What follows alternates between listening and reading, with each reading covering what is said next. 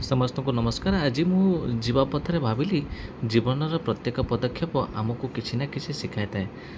पथ सब सरल हुएनि किंतु प्रत्येक यात्रा आमको शक्तिशाली करि थाए, स्वप्न को सत्य करिवार प्रेरणा दे थाए।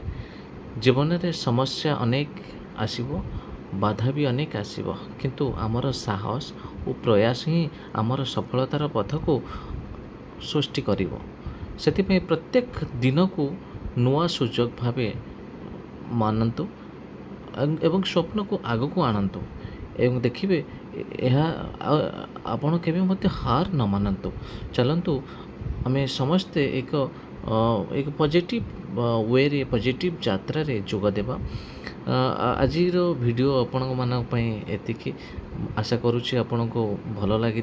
जदि भल लगी थाए तो प्लीज़ मोर चैनल को सब्सक्राइब करंतु, लाइक एंड कमेंट शेयर करंतु सो दैट मु आपनको आहरी भल भल कंटेंट आनिबा पई चेष्टा करिवि। Thank you friends.